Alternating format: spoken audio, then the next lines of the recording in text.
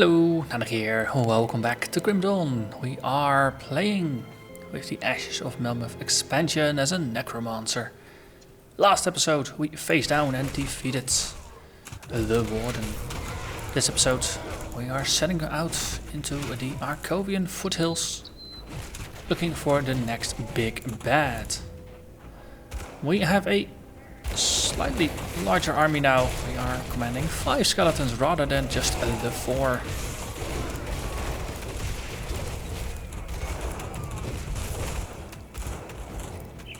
And they are still fond of dying. So I slightly rearranged my skill bar a little bit here. Just to make it a little bit more logical for myself. The pets are now at the end of the bar, so we've got the skeletons here, we've got the Blight Fiend here, which actually died in the fight, same as some skeletons. But then we have Ill Omen here, we have Call of the Grave, and we have Mark of Torment. Then we have Blood Drinker 1 and we have Blood Drinker 2, because remember we have 2 copies of the Hollowed of Fangs in this.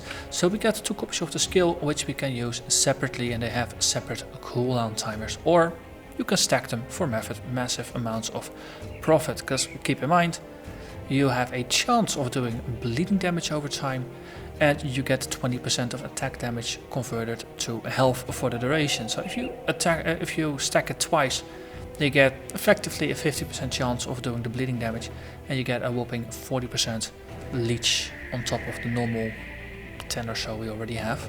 So we'll be leeching quite some life back. And then to stick with the theme, Siphon Souls is another recovery skill.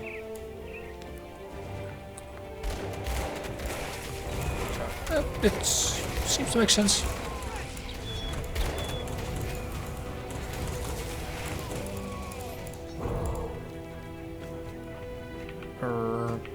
Was this here before? Yeah, a dead end. Burning. Not very happy looking.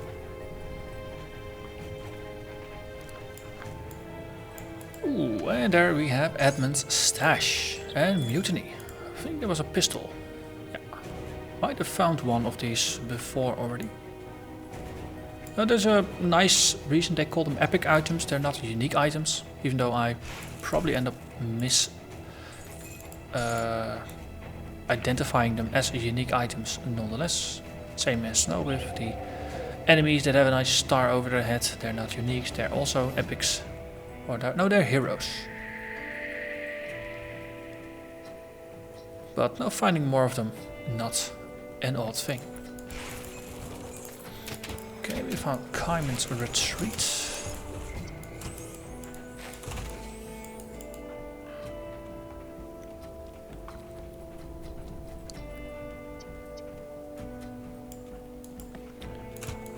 And things haven't really gone all that well here.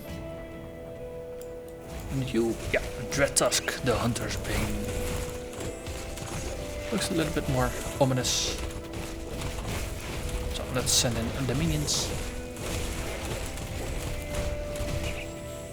And boom, and we got an Ancient Heart for our troubles. I do appreciate that. Is there anything else behind here? Nope, there's not. So this area contains golems. I remember that from my soldier playthrough that the golems were actually quite a step up in terms of difficulty compared to earlier things. So I'm very curious to see how it's gonna feel with this character. But we are in a better state in terms of resistances and things like that, so it might be that we are actually effectively tankier than a intentionally tanky character, simply because we're better geared for the level.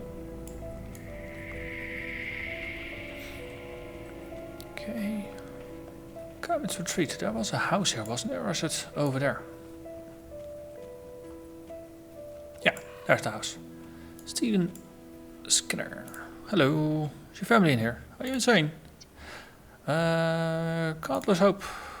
Come from Devil's Crossing, it's safe there. Please don't burn your family. Please, join us. Yes. Excellent. He didn't kill his family.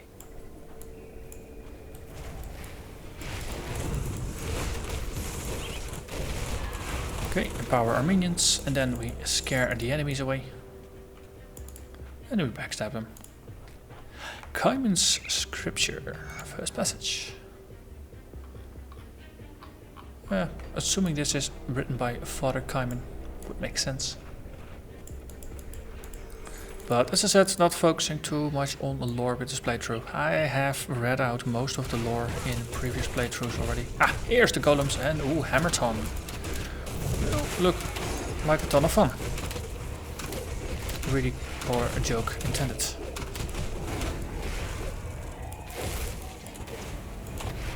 Right. So, turns out, violence does solve a lot of problems.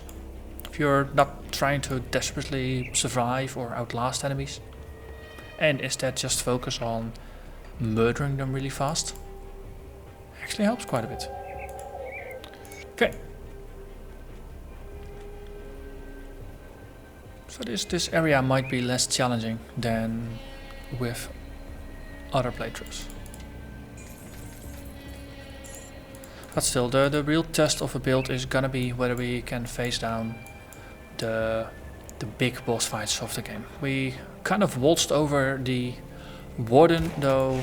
The lesson there definitely was that he can do damage, but we do more damage. Oh, speaking of damage, let's refresh our troops here. And I think I need to get into that cave there. Who are you, Asaya? Yes.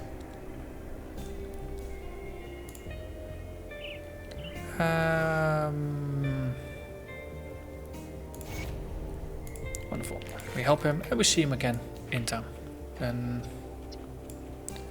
see, this wasn't it yet. We need to move a little further. Then take a left turn to tag the waypoint and say hello to our rover friends over there. Wonderful. And then from here, move to town, pick up some quests, and then backtrack a little bit for a devotion shrine. Graven, I will search for your elder. I will help you. Bernard. Trouble with bandits? Well, I can help with that. Salvage dealer, you probably want to buy some of the rubbish I've picked up so far. Let's see, anything useful? This is not all that great. Not all that useful. It is an effigy, but it is not the effigy we are looking for. And this one, 7 to elemental resists, effectively is 21 resistance points divided over those 3. So that's 28 resists in total, one of which is pierce. It's a little bit more difficult to obtain than fire and lightning. On the other hand, it's... I don't know. It's arguably, it's more of a side grade than a proper upgrade. Let's go with that. Okay. You still have the icon over your head. So, next up, we are gonna go to the Spined Cove, which lies to the east. There's one entrance down there, and there's another entrance up here. And I'm being hailed by meteors. Is that the spellcaster? Tessalon, the electrified. Actually, there's meteors falling on the enemies. What is happening here? What is happening here?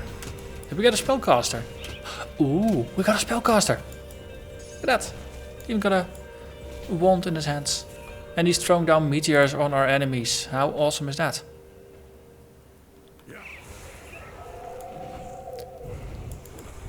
Nice. So what level is our necro thingamajig? Level 9. And we have a spellcaster. Cool. I want more minions, I want more chances of spellcasters. I like spellcasters. And I think the spellcaster might actually have a pretty good chance of staying alive, given the fact that most of the time spellcasters they hang back rather than going toe to toe with enemies. If you're not toe to toe, then you can't get killed in melee. Still can get killed in ranged, but melee is often the most dangerous one. Spine ghost, here be ghosts. Good thing is we can scare ghosts.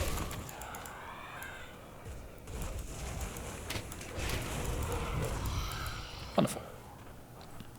So the devotion shrine is in the bottom left corner, so we'll take the route that takes us there last, just so we build up to it.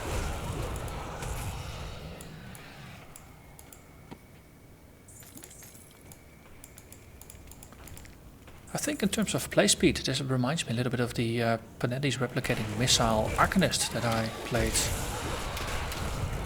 quite a while ago. I think it's most definitely over a year ago. Okay, let's scare you, boost all the pets. Already summoned some of the pets. I think I need some bit of a shot in the arm in terms of some health recovery here. And there we are. One a dead dude. So we are taking quite a bit more damage than I'm used to from my previous playthrough.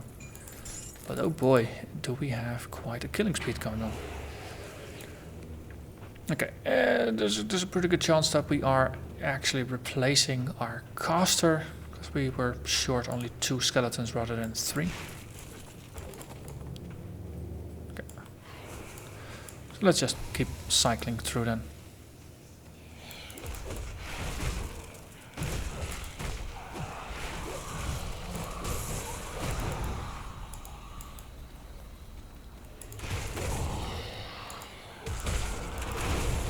Okay.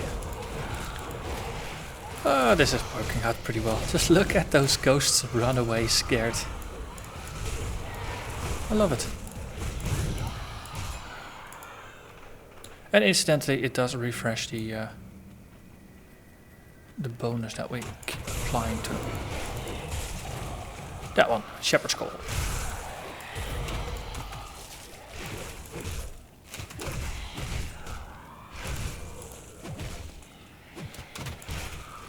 Okay.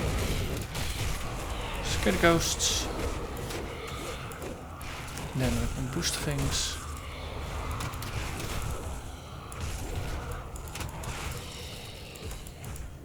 Wonderful.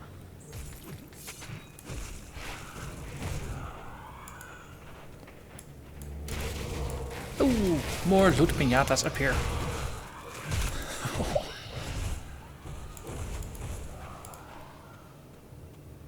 I hardly ever actually have time to cast the varations one. I just keep forgetting to do it, even though it does strip down quite some of the resistances from enemies. Ah, there's the other entrance.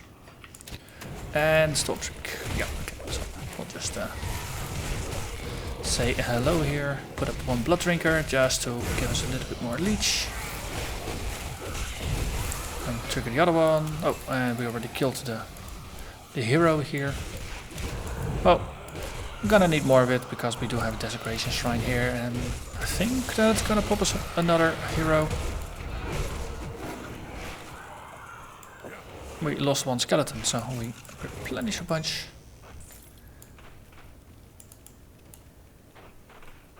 And no, we got 2 archers and 3 meleeers.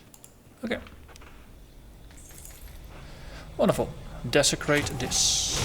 Ooh, 3 heroes. That is fun. So we scare them, and we pump our minions, then we put up a bit of a redirection shield. Some double blood drinker and see if this actually worked out. Okay. I was gonna say if this worked out as intended. Oh, that was Olexla's flash freeze and a big scary blue thing on the floor. Let me run away. Yeah, okay. So, there we go.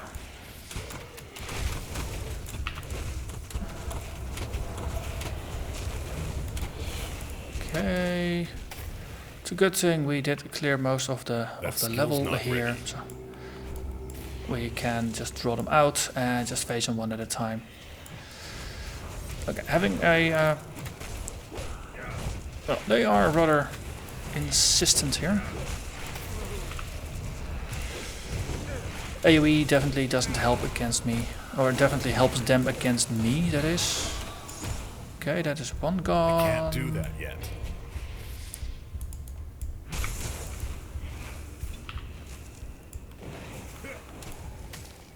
Okay, we have our minions back, that's wonderful. Just strip their resists a little bit, get some regen going on. And then boom, that's one. And you are a regenerator, of course. Then you'll be lost. At least you don't have any of the control tricks that the other ones have. Very easy to take down. Now, outlasting is a strategy, but it only takes you so far. And the rovers are happy. Because they're happy when we go undead. These undead are now definitely dead.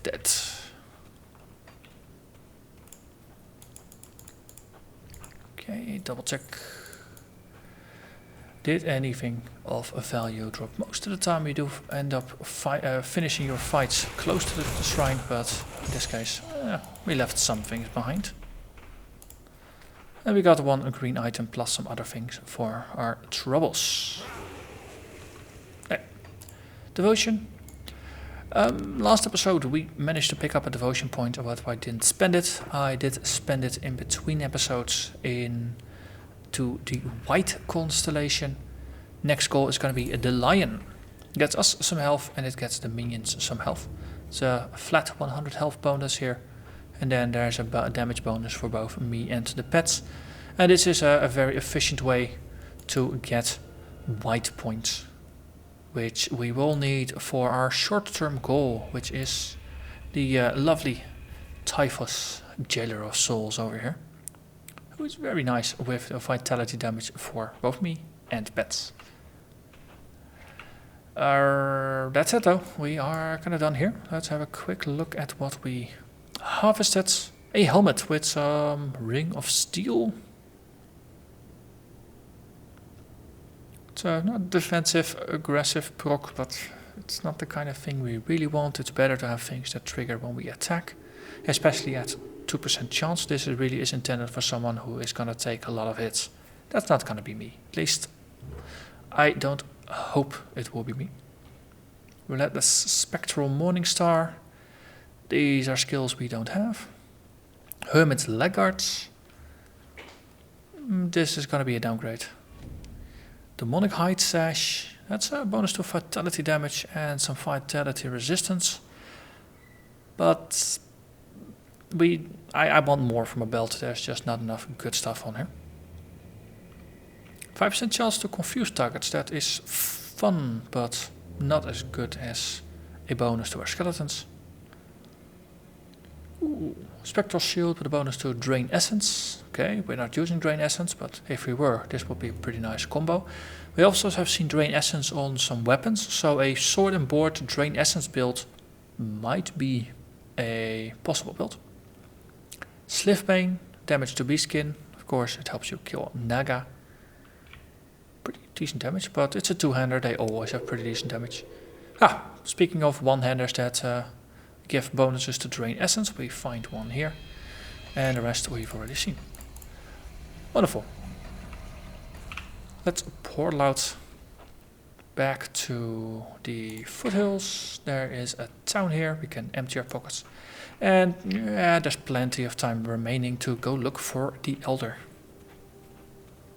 But first, just emptying the pockets here. Just we'll keep the blue items.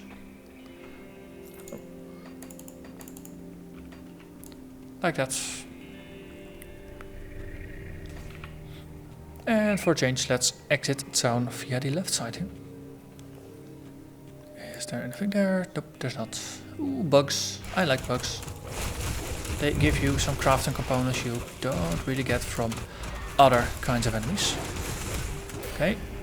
Gravecoal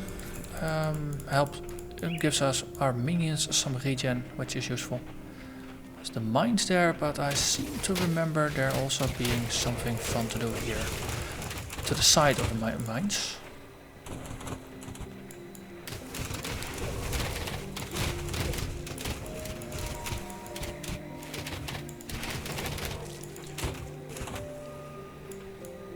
Wasn't there a secret? Where was it? Oh wait, it was over there. There is a way, not on the map, to actually climb this tower and open up the box. We get a bloodthirsty weathered scythe. Scythe, of course, being a traditional Necromancer weapon. It's a two-hander that is too bad. For thematic purposes, it would be nice to walk around with a scythe.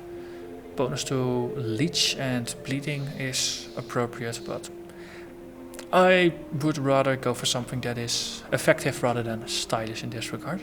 Because just look at us, we're not really looking all that great yet. That is something for another time.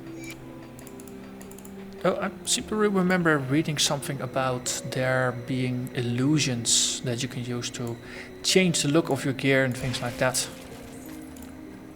So I'm assuming we're gonna run into that either in Homestead or then, if not that, then probably in Act 5, wherever the main town of Act 5 is gonna be. And I think I think there's gonna be a new NPC just that offers access to that system. And until then, we're just gonna have to deal with the looks we have.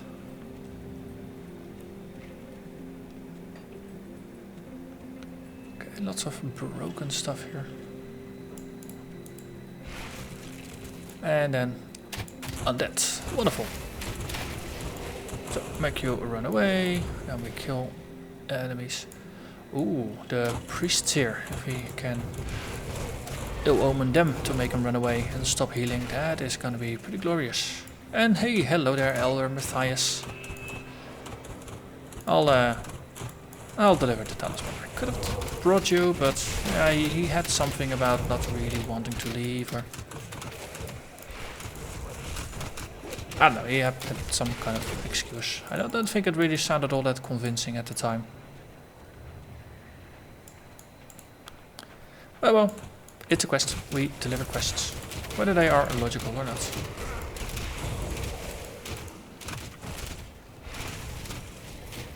Oh, wait, we got some more spawns in the back here. Oh, we even got Balthazar, Eternal Servant of Dreeg, to show up. And Balthazar is no more. And we get this slugger. Ooh, look at that. Another pistol. Really useful, all those pistols, but what can you do? Guess that's because this is kind of cowboy territory. They do like their pistols. Then let's go into the Staunton mine to collect some dynamite. Because it is the dynamite that we want from this. Because that we can use to blow up the barricade that leads into the rest of Act 2.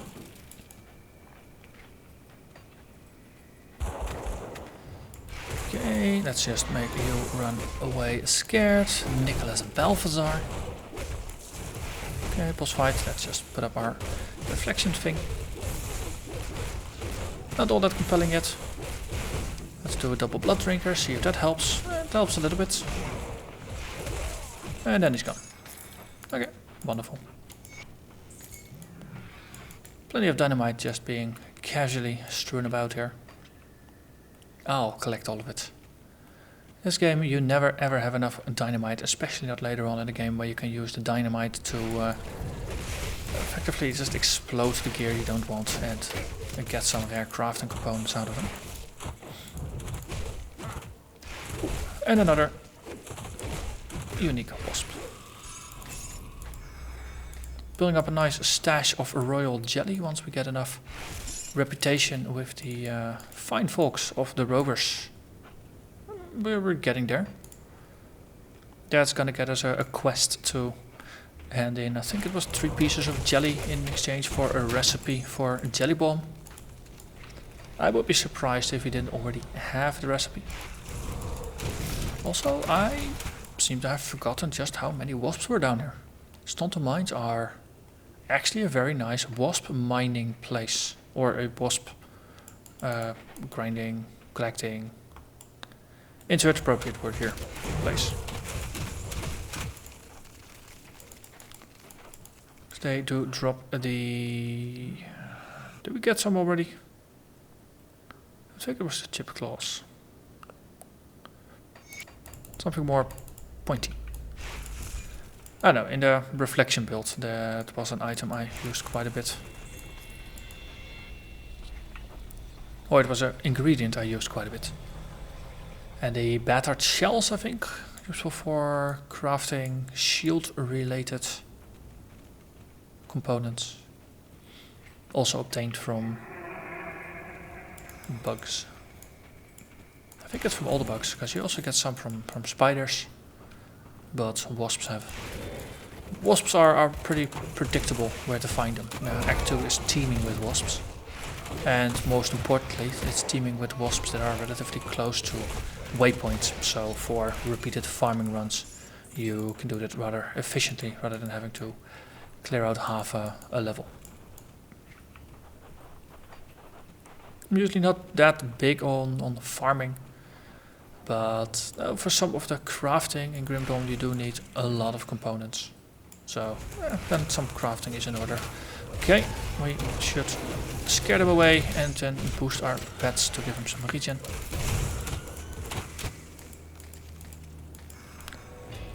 Battered shell and a serrated spike. Those are the components I was looking for. Royal jelly. Well, that's probably going to be enough for a lifetime's supply. Dynamite. Same deal. Wonderful.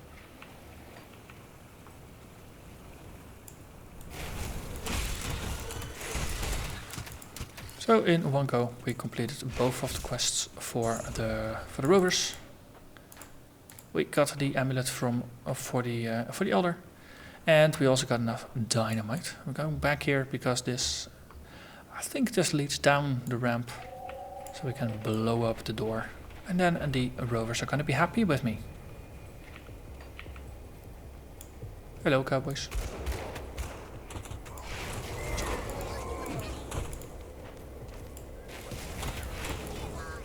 Wonderful.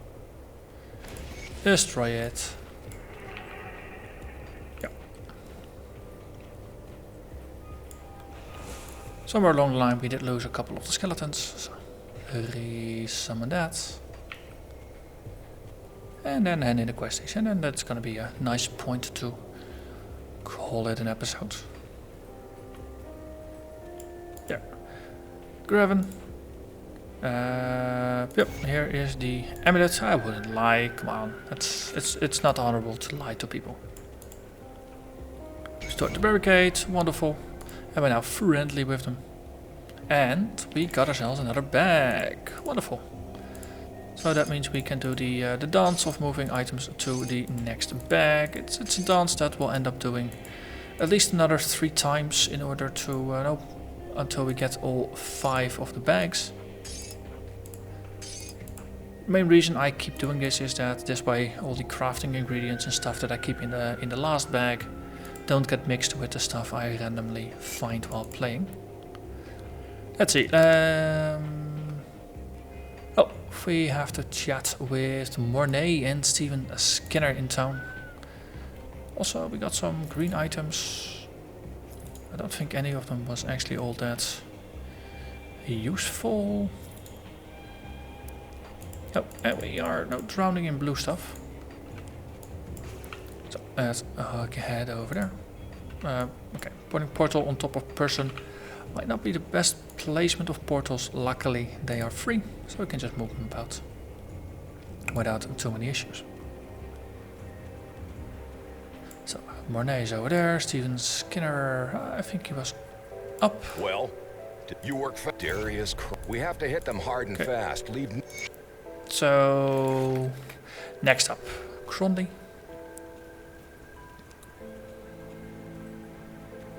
And we have Steven Skinner with his family. We got the Skinner family seal, which gives us a little bit of damage and a little bit of life. Not too bad actually. Is this worth replacing our yellow ring? Maybe. I do lose out on 27 bleed resistance.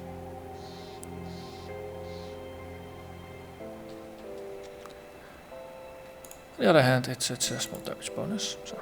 And how much life did we gain? Almost nothing, so only 50 life. Because of the physique loss, I think. Oh, and that 3% health from corpse dust, so with that added back in, it's gonna be even better. We're losing some bleeding, we will get it from other places. On the other hand, how much damage did we gain? That's maybe a better thing to look at. So the main hand damage is 151 to 258. Old setup. Okay, so we gained 4 to 12 damage. And we lost a lot of resists. I think we'll just keep the yellow one, even though it's yellow. I would like to replace it simply just to get the colors all green, but yeah, well, function over aesthetics, so to say. And oh, we gained a level in the process. So 2 more points. We have a 1 bonus point to spend, and let's actually spend a couple points on the undo the points. Let's spend a couple points on the Undead Legion, see if we can get the limit to go to 2. 3 points gets us +2. That gets us to 6 minions in total over here. So with 2 costs, we max out our army. That's probably a useful one. And 1 point goes into our mastery bar, because you do want to keep putting stuff in your mastery bar, because this is where you get quite a bit of health, quite a bit of energy, and importantly you get stat points from this, which is why it's also useful to put to take a second mastery, simply because of these mastery points. Talking to the dude here also gave us another quest to speak with Quaid, but that's in the second old Arcovia, in the second camp there. So for now, that was it. So I'm gonna thank you very much for watching, and hope to see you again next time. Bye bye.